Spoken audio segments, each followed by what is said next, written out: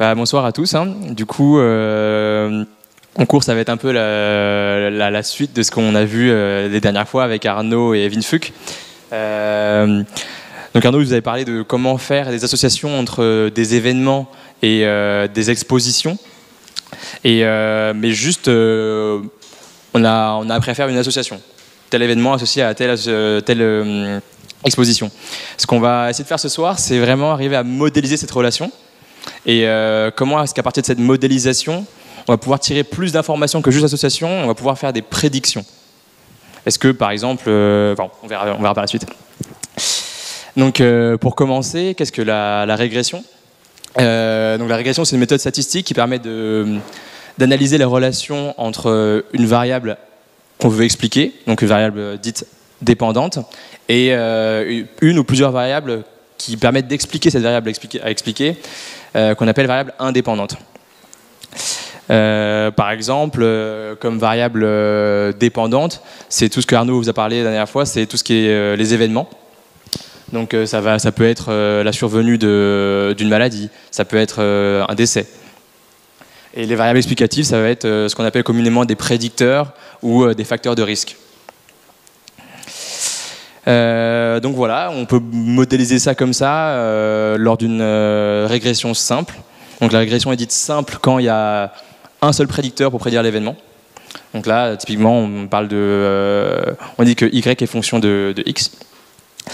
Par exemple, si on veut prédire par exemple le nombre de jours d'hospitalisation d'un patient avec l'âge, là, on peut le noter comme ça. Donc nombre de jours d'hospitalisation est fonction de l'âge.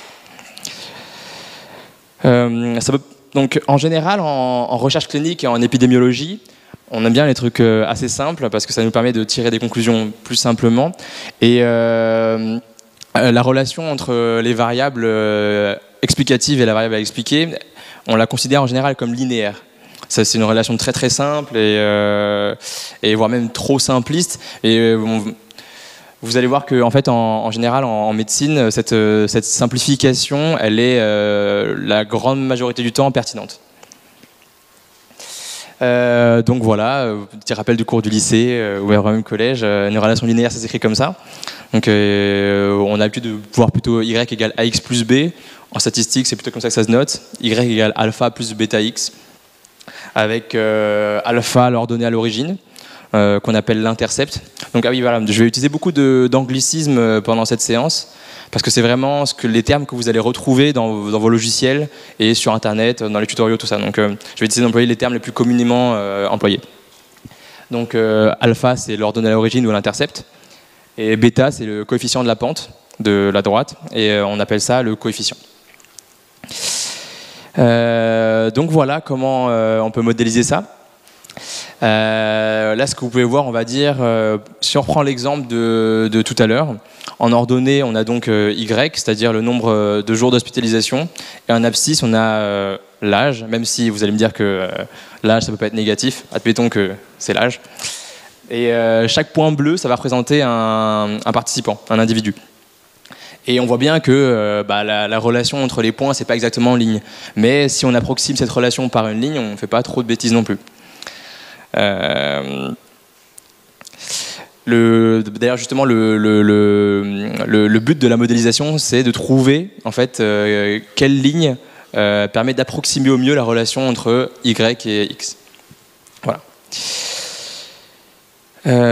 Maintenant je vais passer à la régression multiple. Donc tout à l'heure on a vu la régression simple, c'est-à-dire un prédicteur qui prédit un événement.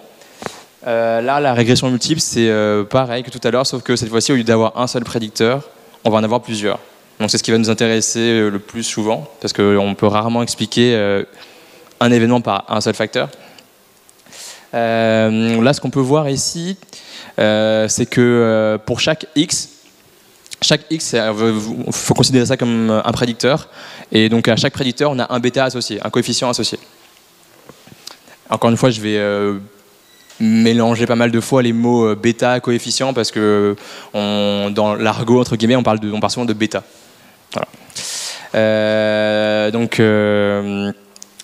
Là, j'ai noté ça K, le nombre de prédicteurs. Et donc vous voyez que c'est une relation assez simple. Donc là, c'est plus exactement, je l'ai pas présenté graphiquement là, mais c'est plus exactement juste une ligne. Ça va être une ligne par prédicteur, et chaque prédicteur va représenter une dimension différente. Donc, il n'y a pas trop d'intérêt à le présenter graphiquement, mais voilà.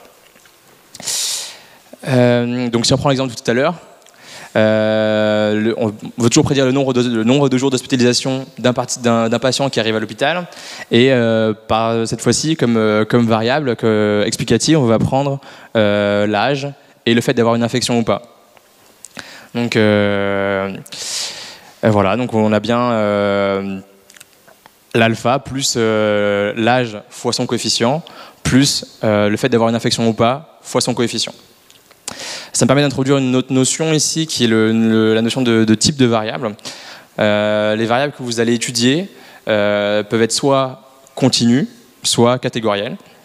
Donc, par continu, ici, j'entends toutes les variables qui peuvent s'écrire, qui vont de 0 à, entre guillemets, plus l'infini, avec, qui sont continues, quoi. Et les variables catégorielles, c'est des variables, par exemple, qui peuvent être catégorisées ici, ça va être une variable binaire, donc infection ou pas de catégorie. Ça peut être des variables catégorielles à plus de catégories que ça. Ça peut par exemple être, je sais pas, le niveau sonore peut être coté à faible, moyen, élevé. Ça peut être une variable catégorielle aussi. Voilà. Par exemple, si, donc je vais prendre un exemple encore une fois, donc le même exemple que tout à l'heure. Les coefficients, vous allez voir, donc tout ce qu'on a vu tout à l'heure, donc tous les coefficients que vous voyez là, donc l'alpha et les bêtas, en fait, ça va être le job des logiciels et des statistiques de trouver ces bêtas pour approximer au mieux les relations. Donc on va voir tout à l'heure comment on fait, mais là, on va admettre les coefficients suivants. Donc on va admettre par exemple que le nombre de jours d'hospitalisation soit égal à 7 jours pour un participant de 0 ans n'ayant pas d'infection. Donc vous reconnaîtrez que c'est un peu bizarre quand même, mais d'ailleurs c'est pour ça que l'alpha, l'intercept, en général, on ne peut pas tellement l'interpréter. Ça n'a pas grand sens. Un patient de 0 ans qui arrive à l'hôpital, c'est pas tellement interprétable. Voilà. Mais bon, c'est alpha, on va dire qu'il y a une valeur de 7. On va admettre que, par exemple, chaque année de plus augmente le nombre de jours d'hospitalisation de 3 jours chez les participants du même statut infectieux. C'est-à-dire, si je prends tous les patients qui ont une infection, un patient qui a 51 ans, il va être hospitalisé 3 jours de plus qu'un patient qui a 50 ans. Et ça, peu importe l'âge. Par exemple, un patient qui a 3 ans, il va être hospitalisé 3 jours de plus qu'un patient qui a 2 ans. C'est ça la signification du bêta ici. Donc on appelle ça on va dire que c'est le bêta de l'âge, donc bêta de l'âge égale 3. Et on va supposer que le bêta de l'infection est égal à 5. C'est-à-dire que chez tous les patients qui ont le même âge, un patient qui a une infection va être hospitalisé 5 jours de plus qu'un patient du même âge qui n'a pas d'infection. C'est ça que ça signifie le bêta de l'âge. Voilà, donc avec les coefficients tout à l'heure, par exemple, si on prend un participant de 53 ans et qui est infecté, on va pouvoir calculer son nombre de jours d'hospitalisation avec le modèle qu'on a fait, qui est de 271 jours. Et si on prend un participant de 35 ans qui n'a pas d'infection, en remplaçant les valeurs des bêtas par ce qu'on a, on a un nombre de jours d'hospitalisation de 112 jours. Donc c'est assez pratique parce que du coup on peut prendre n'importe quel patient fictif et estimer son nombre de jours d'hospitalisation, alors même qu'il n'existe pas. C'est pas une donnée qu'on a, on l'estime, quoi. Donc ces valeurs qu'on estime, c'est ce qu'on appelle des prédictions. C'est ce que nous permet de faire. C'est ça la puissance des modèles. C'est qu'avec les modèles, avec les données qu'on a, les patients qu'on a, on arrive à modéliser un type de relation qui va nous permettre de prédire cette relation pour des patients qui n'existent pas encore. Donc voilà. Comme ce qu'on a fait, c'est quand même une modélisation, et une modélisation, c'est une approximation de la réalité. Les valeurs qu'on a dans les prédictions vont différer ça peut différer des valeurs réelles.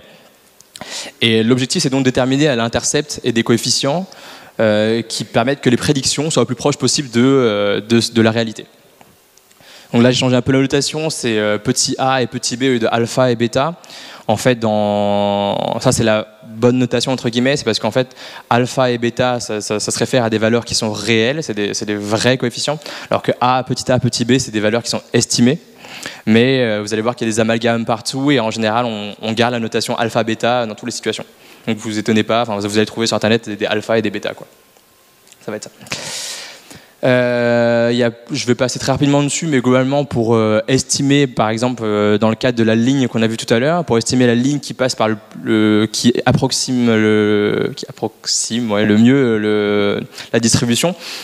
Il y a plusieurs méthodes. Il y a une méthode qui s'appelle la méthode des moindres carrés, une autre qui s'appelle la méthode du maximum de vraisemblance. Mais c'est pas, ça va être le job du logiciel de vous faire ça. Ne vous inquiétez pas avec ça. Je vous le mets là pour que vous ayez vu le mot, que vous ayez entendu, que ça vous fasse pas bizarre quand vous le voyez. Mais voilà. Voilà. Sinon, ce qu'on peut voir, c'est qu'il y a plusieurs types de régressions. Donc depuis le début, ce qu'on a vu, c'était des régressions qu'on appelle linéaires. C'est-à-dire que la variable qu'on veut prédire, c'est-à-dire ici le nombre de jours d'hospitalisation, c'est une variable continue. Donc dès qu'on veut prédire une variable continue, ce qu'on va faire, ça va être une régression linéaire. Donc c'est la formule qu'on a vue tout à l'heure. Il y a un autre type de régression qui est en fait la plus utilisée, je crois, en épidémiologie en général. C'est la régression logistique. La régression logistique, ça permet en fait de prédire un Y qui sera une variable catégorielle. Parce qu'en fait, en général, ce qu'on veut prédire, c'est est-ce qu'un patient qui a tel profil, il va avoir une chance d'avoir un événement ou pas? Est-ce quelle chance il a de mourir? Quelle chance il a d'avoir une maladie? Et la régression logistique, malheureusement, c'est un petit peu plus compliqué d'interprétation. Donc, je vais vous en parler ici. Et voilà. Donc, on n'a plus la même relation, facile qu'avant, qui était dans Y égale alpha plus bêta X et compagnie. Maintenant, on a un log odds égale la même relation. Donc, dans la présentation ici, je vais marquer tout le temps log, mais en fait, ce que je veux dire par là, c'est ln, hein, c'est logarithme népérien, mais pareil, dans la littérature statistique anglophone, il parle de log. Donc, faut savoir quand est-ce qu'on parle de logarithme népérien ou pas, quoi. Généralement, quand ils parlent de logarithme en base 10, ils vont mentionner log base 10. Voilà. Mais log tout court, c'est logarithme népérien. Voilà. Donc, qu'est-ce que l'odds de Y? Arnaud vous en avez parlé lundi pour ceux qui étaient là. Moi, je vais rappeler rapidement. L'odds d'un événement, on va dire Y, l'événement, pour simplifier, là, à chaque fois, on va considérer Y comme un événement, et l'événement le plus simple, c'est la mortalité. On va dire la probabilité que X arrive, P de Y, la probabilité que Y arrive, donc P de Y, ça va être la probabilité de mourir, on va dire. L'odds de Y, c'est quoi? C'est la probabilité de mourir divisé par 1 moins la probabilité de mourir. Par exemple, si pour telle pathologie, la probabilité de mourir est de 80%, l'odds de cette pathologie-là, ça va être 80% divisé par 20%. Donc 0,8 sur 0,2. C'est une valeur qui n'a pas tellement qui est un peu dure à interpréter en tant que telle, mais mathématiquement, c'est ça sa valeur, quoi. C'est ce qu'on appelle la cote pour ceux qui parient un peu, je sais pas. Voilà. Donc on voit bien qu'à partir de cette relation-là, on peut tirer en fait, facilement P de Y. C'est ce qui nous intéresse. En général, quand on modélise une relation entre un événement et des facteurs, ce qu'on veut, c'est pouvoir prédire le risque d'avoir l'événement, le risque de mourir. Donc on a la relation qui est là, P de Y égale tout le charabia qui est à droite. Mais là, encore une fois, c'est pareil. Heureusement qu'on a les ordinateurs. Les logiciels vont le faire tout seuls. Mais c'est juste pour que vous voyez que la relation mathématique, elle est très simple, en fait, entre toutes les variables. Voilà. Donc, on a parlé de tous les coefficients, des intercepts, ça. Et maintenant, on a eu une intuition un peu dessus, mais comment est-ce qu'on interprète ces coefficients? Pour la régression linéaire, c'était assez simple, hein. C'est toute chose égale par ailleurs. L'augmentation d'unité de xk, par exemple, entraîne une augmentation de bêta, du bêta associé de la variable y. Par exemple, quand je marque toute chose égale par ailleurs, ça veut dire tous les autres facteurs constants. C'est-à-dire qu'à tous les autres x constants. C'est-à-dire que, par exemple, comme je disais tout à l'heure, c'était chez tous les patients du même âge. Le fait d'avoir une infection, ça va augmenter la chance de mourir, le nombre de jours d'hospitalisation de 5 jours, par exemple. Donc ça, c'est assez simple pour la régression logistique. Donc voilà. Donc si le bêta il est négatif, en fait, ça veut dire que y varie en sens inverse du prédicteur. On parle alors d'un facteur protecteur. Par exemple, Qu'est-ce que je peux trouver comme, par exemple, dans les maladies cardiovasculaires, il y a plusieurs types de cholestérol. Par exemple, il y a le bon cholestérol, le mauvais cholestérol. Et le bon cholestérol, typiquement, si comme Y, on avait comme événement la survenue d'une crise cardiaque, si un de nos X, un de nos prédicteurs, c'était le bon cholestérol, son bêta, il serait négatif. Ça veut dire que le bon cholestérol nous protège des maladies cardiovasculaires. Pour la régression logistique, c'est un petit peu plus complexe. Donc c'est toujours pareil, c'est toute chose égale par ailleurs. Une augmentation d'une unité, donc chaque fois c'est important, c'est une unité. Une augmentation d'une unité de la variable xk entraîne une multiplication de l'odds de y par exponentielle de bêta k. Donc voilà. Je peux pas dire grand chose de plus que ça, c'est pas très intuitif. Qu'est-ce que ça veut dire, on sait pas tellement. Donc je prends un exemple cette fois-ci à partir d'un logiciel. Vous connaissez peut-être R, qui est un des logiciels les plus employés pour faire des statistiques en général. Mais il y a R et Python maintenant, qui permet de faire des belles choses aussi. Là, c'est la formule que vous voyez là, c'est la formule pour faire une régression logistique. Donc là, par analogie à ce qu'on avait tout à l'heure, dans la formule, là, vous voyez, donc j'essaie d'avoir donc Y, ça va être le décès. J'essaie d'estimer le nombre de morts en fonction de l'âge et le sexe, par exemple, pour une maladie donnée. Ça va être, par exemple, les données que j'ai, c'était un travail que je fais sur des lymphomes. On va dire c'est le décès par lymphome. J'ai envie de l'estimer par l'âge et le sexe. Est-ce que ces facteurs-là vont être liés ou pas au décès? Donc voilà, le code il est là, donc pour ceux qui sont intéressés, après vous pourrez aller voir sur la diapo, hein. Je ne vais pas parler spécifiquement du code. Donc dans sa formule, dans un logiciel statistique, on a un truc comme ça.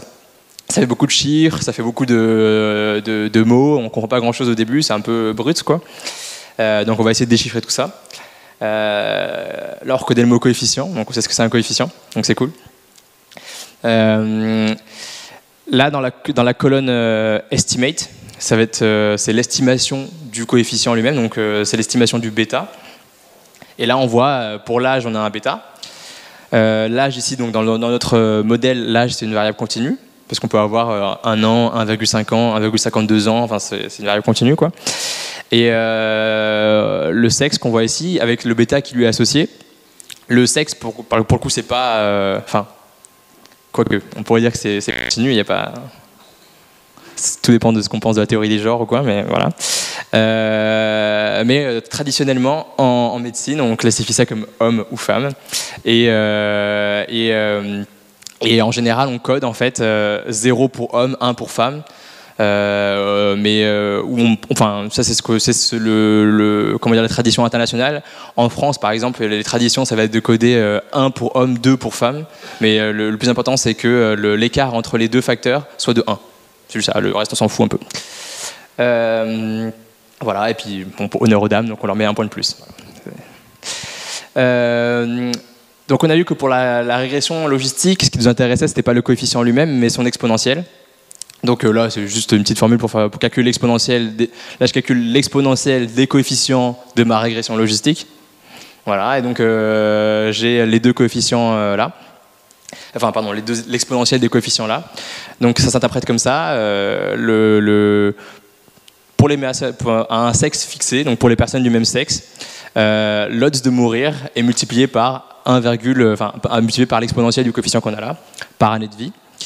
Et pour le sexe, c'est pareil, c'est pour tous les participants du même âge, on va avoir l'odds de mourir est de 1,35 blablabla fois plus que chez les femmes. Non, fois plus chez les femmes que chez les hommes, pardon. Voilà.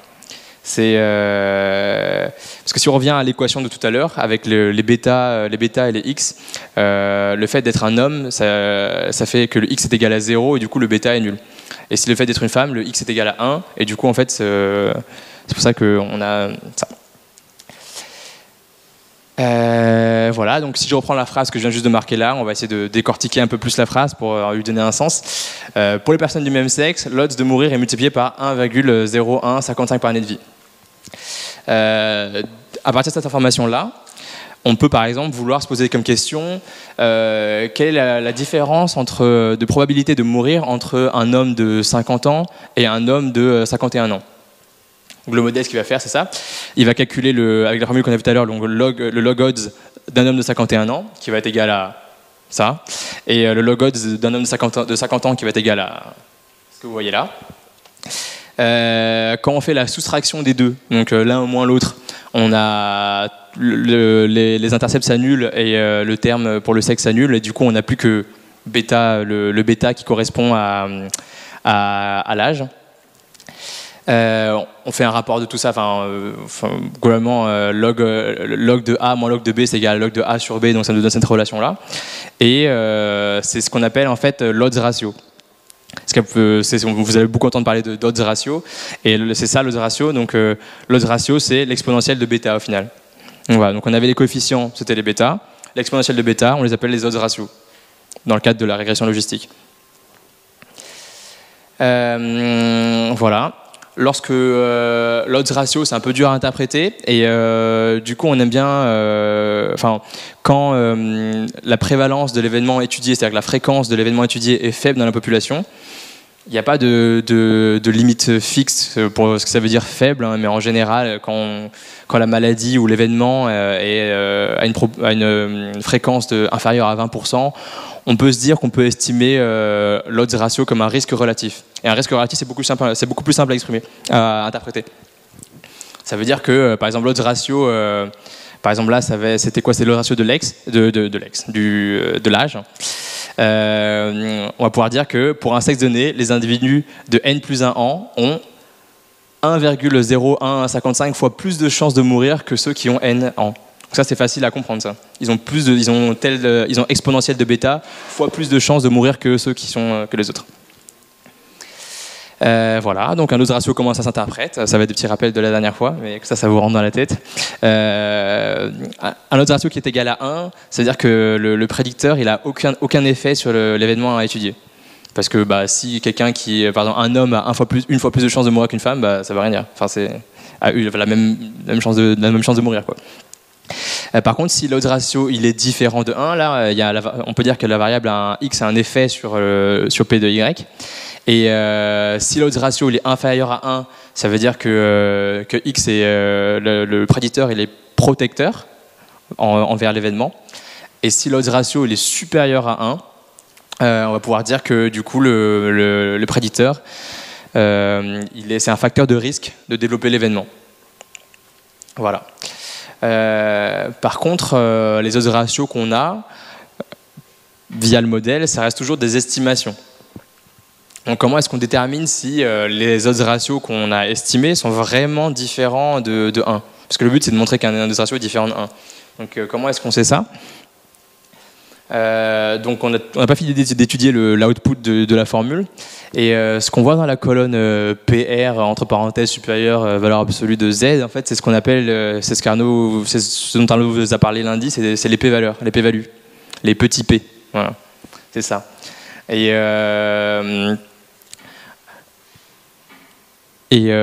par exemple là, le petit p, comment ça pourrait s'interpréter? C'est ici. Le petit p, par exemple, c'est le petit p du coefficient de l'âge. On peut dire qu'on a genre 12,4% de se tromper si on affirme que l'odds ratio de l'âge est différent de 1. Voilà. Et comme on avait dit lundi, encore une fois, le cutoff qu'on prend en général en médecine, on va voir que c'est un peu différent quand on a des grosses données, mais le cutoff qu'on prend d'habitude, c'est 5%. On estime que si on a moins de 5% de chances de se tromper, c'est que ça va, on est plutôt sûr de ce qu'on dit. Voilà. Donc on appelle ça la p-value, ou degré de significativité, ou petit p. Dans l'immensité, voilà. Donc dans la majorité des cas, ce qu'on prend comme valeur cutoff, c'est 0,05. Vous allez voir aussi, je vous donnerai un exemple tout à l'heure, mais on parle d'intervalle de confiance à 95%. Ça veut dire que un intervalle de confiance à 95%, c'est-à-dire que toutes les valeurs qui sont dans cet intervalle-là, elles ont... ça veut dire que la valeur réelle a 95% de chance de se trouver dans cet intervalle-là. Voilà. Mais c'est la même notion c'est une notion qui est vraiment reliée au petit p. Donc comme je vous ai dit, quand on a une population très grande et beaucoup de données, comme on a là, En fait, les petits p d'association, ils seront quasiment toujours inférieurs à 0,05. En fait, c'est mathématique, c'est que plus on augmente le nombre de participants dans notre étude, plus on a de patients, de participants, plus la puissance de l'étude, on dit que la puissance de l'étude est grande. Et la puissance, c'est quoi? La puissance, c'est dans quelle mesure est-ce que notre étude va nous permettre de mettre en évidence une petite différence. C'est-à-dire que plus on a de puissance, donc plus on a de participants dans l'étude, plus on va pouvoir mettre en évidence une différence, une petite différence. Et voilà, donc qu'est-ce qu'on fait dans ce cas-là? Il y a plein de manières d'interpréter nos données quand on a du big data, beaucoup de données. On peut soit la manière la plus simple, c'est d'abaisser le seuil. Si tous les P sont inférieurs à 0,05, bah on se dit ok, maintenant plutôt qu'une marge d'erreur de 5%, je me dis que ma marge d'erreur ça va être de 0,1%. Ça peut marcher. Mais en général, ce qu'on aime bien, c'est de regarder autre chose que le petit p. Donc on va aussi regarder l'odds ratio. Par exemple, si l'odds ratio, on a vu tout à l'heure, pour l'âge, l'odds ratio, il est à 1,0155. Ça veut dire que par année gagnée, ça va être 1,01 fois plus de chances de mourir que quelqu'un qui a un an de moins.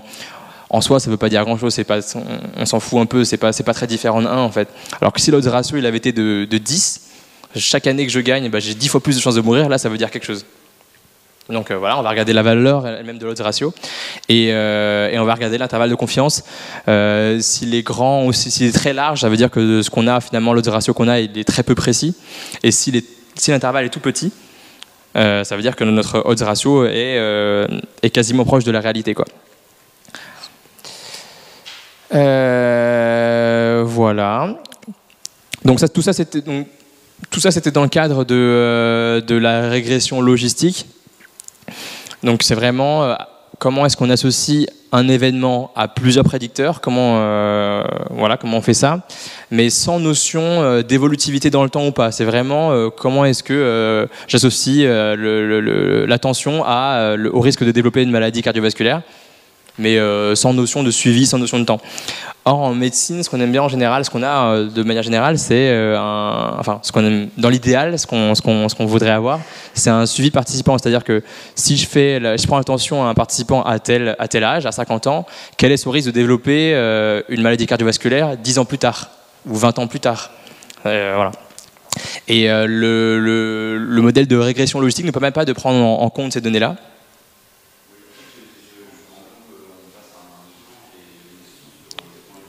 Oui, bien sûr. Oui, je me suis pas arrêté pour les questions, mais bien sûr.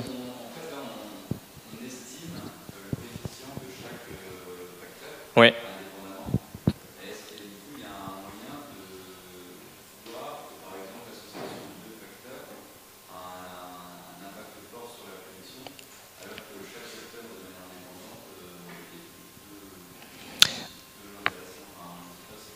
Oui, carrément. Alors, alors la question c'était, là on a vu pour chaque prédicteur différemment, on a estimé un bêta, donc l'effet d'un prédicteur sur l'événement. Est-ce qu'on peut estimer un effet global de tous les prédicteurs pour prédire l'événement ou pas? Ça, c'était la question. Et oui, on peut.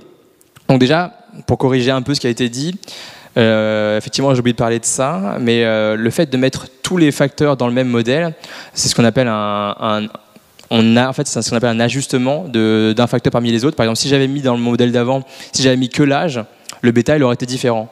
Mais le fait d'avoir inclus le sexe dedans, ça a modifié un peu le bêta de l'âge pour prendre en compte l'effet du sexe aussi. Donc le but en fait dans les modèles qu'on a, c'est vraiment d'essayer d'être le plus exhaustif possible sur les prédicteurs qui pourraient potentiellement prédire la variable qu'on veut. Ça d'une part. Donc en fait les bêtas ils sont donnés les uns par rapport aux autres. Donc ils prennent en compte les autres. Ils s'ajustent par rapport aux autres. Par exemple, si vous vous rappelez de ce qu'avait dit lundi Arnaud au sujet des facteurs de confusion, comment est-ce qu'on peut prendre en compte les facteurs de confusion dans nos modèles? C'est comme ça. C'est par exemple, j'ai une association entre l'âge et la chance de mourir, mais il y a un facteur de confusion, potentiellement le sexe. Comment je prends en compte? Je fais un modèle avec le sexe en plus dedans. Et ça va automatiquement prendre en compte le sexe comme facteur de confusion et ajuster le coefficient de l'âge. Ça va ajuster la relation de l'âge avec le risque de décéder. Voilà. Et maintenant, comment est-ce qu'on fait pour avoir comment dire, une statistique globale de l'effet global des prédicteurs sur sur le Y? Je l'ai pas mis dans les diapos là, mais en fait, le fait de faire une modélisation, ça nous permet en fait en plus de calculer en anglais on appelle ça des statistics, mais en gros c'est des valeurs, c'est un peu comme des scores ou des notes si vous voulez, qui vont estimer la pertinence du modèle. Est-ce que avec le modèle que j'ai estimé là, est-ce que ce modèle estime vraiment bien l'événement? Par exemple, si j'ai une base de données, une cohorte de patients, et que j'ai tel nombre de décès, j'ai par exemple j'ai 50 décès, mais en faisant mon modèle, qui l'approche au mieux en construisant le modèle, quoi, en gros j'estime que 48 décès sur les 50. Est-ce que je peux pas, en ajoutant d'autres prédicteurs, ou en enlevant, ou en ajustant un peu, arriver à estimer vraiment les 50 décès correctement? Eh ben, les logiciels, les modèles nous permettent d'avoir une valeur qui permet de faire ça et de comparer les modèles entre eux. Est-ce que si j'ajoute une variable en plus, est-ce que le modèle va faire mieux? Est-ce que j'en retire une? Est-ce que le modèle va faire mieux? Il y a des valeurs qui permettent de faire ça. J'en ai pas parlé là. Si on a peu de temps, je pense qu'on aura un peu de temps en plus, parce que je vais terminer un peu plus tôt, je pense. Mais je vais peut-être parler un peu vite. Mais en gros, si je vous en parle, je pourrais vous parler de plus en détail de tout ça. D'accord? Mais c'est possible en tout cas, oui. Et d'ailleurs, c'est tout l'intérêt des modèles, vraiment, c'est de pouvoir les comparer entre eux. Est-ce que le modèle qu'on a estimé est bon ou pas? Voilà. Donc, je reviens au modèle de survie. Donc, qu'est-ce qui est différent entre les modèles de survie et les modèles de régression logistique? Les modèles de survie vont nous permettre de prendre en compte, d'une part, le temps entre le temps de survenue de l'événement, entre le moment où on a mesuré les prédicteurs et le moment où l'événement intervient. Donc typiquement, c'est très utile par exemple quand on soigne des cancers, on a envie d'estimer à combien de temps est-ce que le patient va rechuter. Ça c'est super important la rechute. On a envie de savoir est-ce que si je donne tel traitement, est-ce que ça va retarder la rechute? Est-ce que le patient va pas rechuter du tout? Est-ce que voilà, vraiment c'est une notion de délai assez importante pour nous. Et d'une part, ça nous permet de prendre en compte ça. Ça nous permet aussi de prendre en compte les données censurées. Alors les données censurées, c'est quoi? Le type le plus commun de censure, c'est ce qu'on appelle les censures à droite. Bon, voilà, je vais faire un amalgame entre données censurées et données censurées à droite. Et les données censurées, c'est quand, par exemple, concrètement, voilà, je veux monter une étude. J'ai envie de prendre 1000 habitants dans Paris, et j'ai envie de les suivre sur 20 ans, et j'ai envie de savoir combien d'entre eux vont développer un cancer. D'accord ? Au bout de ce suivi de 20 ans, il y en aura qui auront développé un cancer. Il y en aura qui ne l'auront pas développé, mais ça ne veut pas dire qu'ils ne vont jamais le développer. Ils vont peut-être le développer après, mais c'est juste que la durée de suivi qu'on s'est mise, par manque d'argent, par manque de moyens de suivre plus longtemps les personnes, parce qu'on ne peut pas non plus les suivre à l'infini, on n'a pas eu le temps de mettre en évidence le cancer. Donc potentiellement, il va développer après, mais par exemple, la régression logistique ne permet pas de le prendre en compte. Un autre type de censure, c'est les perdus de vue. C'est au bout des 20 ans, en fait, il y a la moitié qui sont partis à la moitié de l'étude et qu'on n'a plus vu. En fait, ces participants-là, ils ont peut-être développé un cancer dans le laps de temps des 20 ans, mais juste on ne les a pas vus parce qu'ils sont partis de l'étude, ils n'ont plus donné de nouvelles. Voilà. Donc les modèles de survie, ça permet de prendre, c'est des modèles comme la régression logistique, c'est le même principe quasiment, et sauf que ça permet de prendre en compte ces facteurs-là. Voilà, c'est pour ça que c'est intéressant. Le modèle de survie le plus utilisé, c'est ce qu'on appelle la régression de Cox, le modèle de Cox, ou le modèle des risques proportionnels de Cox. Enfin bon, il y a plein de noms, mais il y a Cox dedans, quoi. Et voilà, donc de manière générale, quand il y a un suivi d'individus d'un temps A à un temps B, si on veut voir l'évolution d'un facteur sur un certain temps, il est préférable d'utiliser des modèles de survie plutôt que les régressions logistiques. On va voir que ce n'est pas toujours possible de le faire, mais si c'est possible, il vaut mieux utiliser les régressions de survie. Là, ici, donc, c'est l'output d'un modèle de Cox. C'est très similaire à l'output d'une régression logistique. Donc là, ce qu'on voit... donc la formule est un tout petit peu plus compliquée, mais bon, c'est pas... là, globalement, le modèle de Cox, ça repose sur une fonction de survie. La fonction de survie, je l'ai estimée au-dessus. Et j'ai envie d'estimer la survie en fonction de l'âge et le sexe. D'accord ? Et quand je parle de survie, c'est en gros... survie, ça veut dire le temps qu'un individu... c'est le temps entre le début du suivi et le moment où l'événement survient. La survie, c'est ça. Par exemple, typiquement, si on prend l'événement, c'est le décès. La survie, c'est le temps entre le début du suivi et le décès. Mais on parle aussi de survie quand un événement, c'est pas le décès. Quand par exemple l'événement, ça va être la survie d'un cancer, on parle quand même de survie. Survie avant le cancer, quoi. Donc voilà. Donc on retrouve les mêmes choses qu'avant, hein, des coefficients. Ce que là, c'est plus pratique, qui nous donne directement l'exponentielle des coefficients. Dans le modèle de Cox, on parle de hazard ratio au lieu de odds ratio. C'est un autre mot encore, mais au final c'est plus pratique que ratio parce qu'un hazard ratio ça s'interprète comme un risque relatif directement.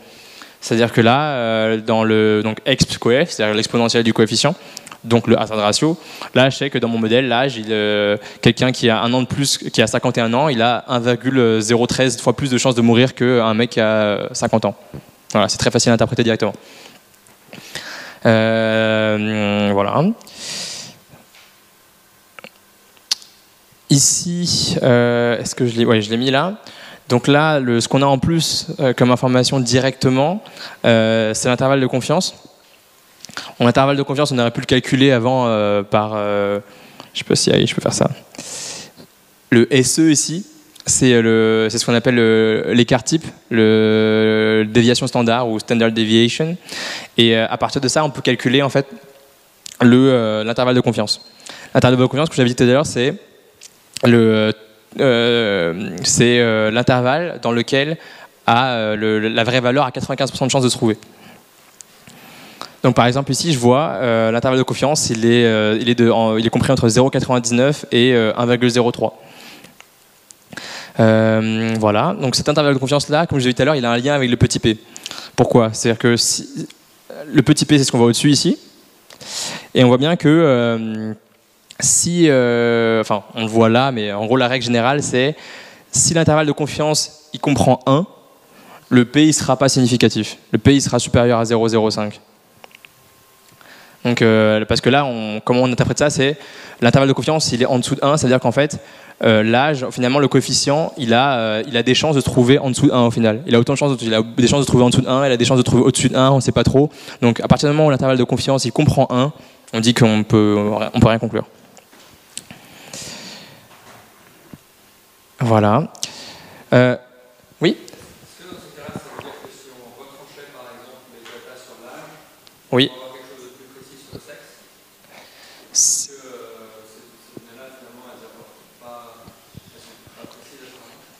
Ah oui, alors la question c'est, est-ce que si on retirait du modèle du coup les données sur l'âge, vu qu'elles ne sont pas précises, est-ce qu'on aurait plus d'infos sur le sexe du coup? Est-ce qu'on aurait plus de précision sur le sexe? C'est ça la question?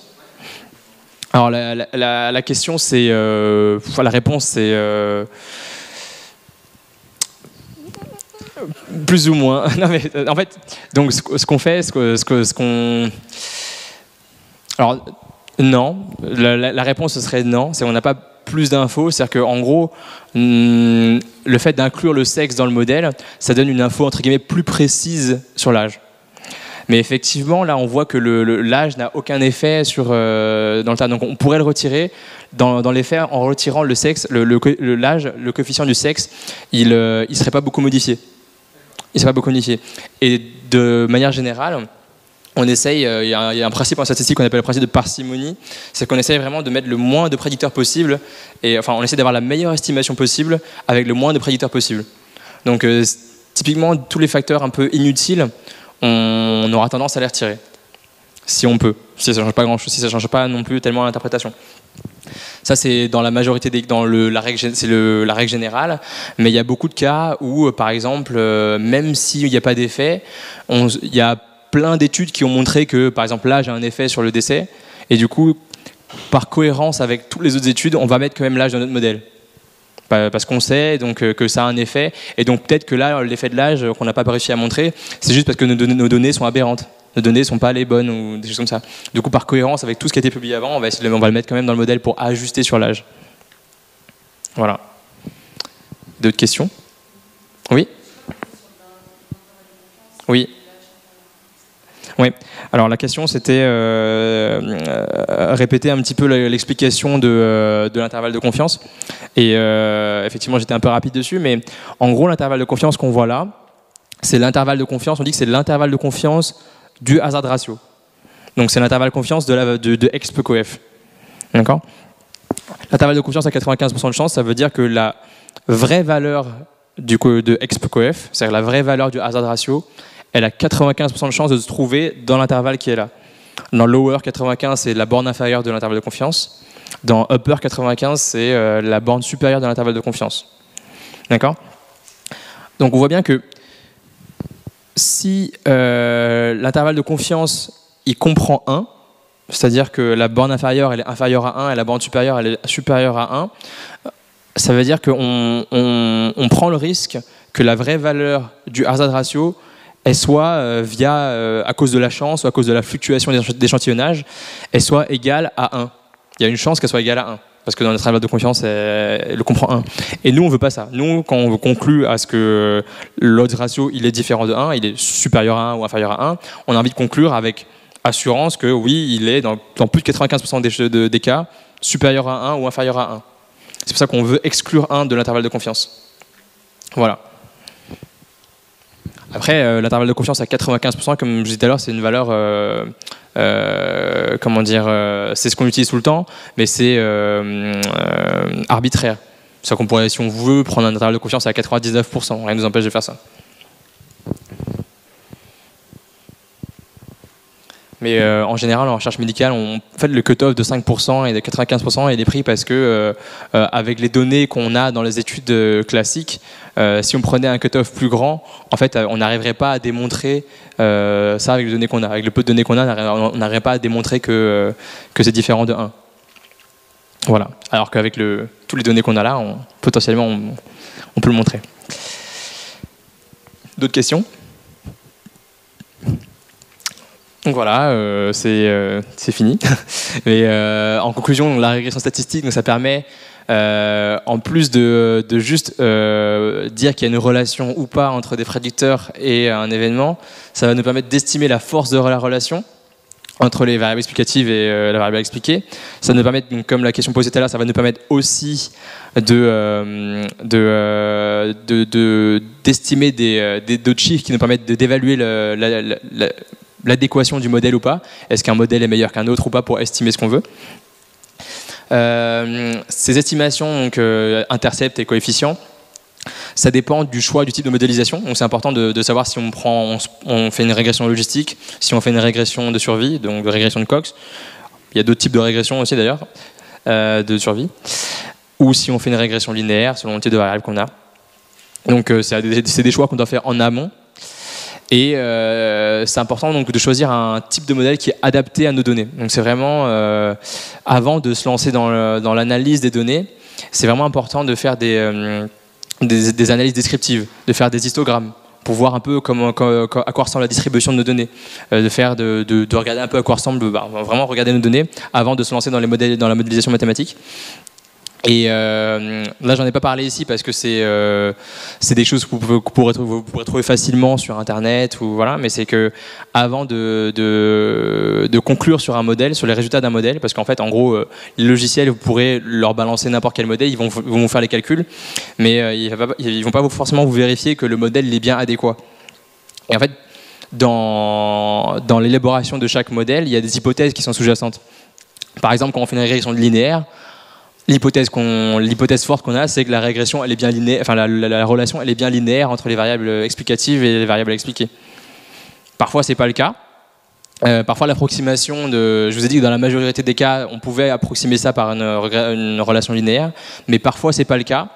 Il y a des formules dans R ou dans Python ou dans SAS, n'importe quel logiciel qui peut nous permettre d'évaluer si c'est vrai ou pas comme hypothèse.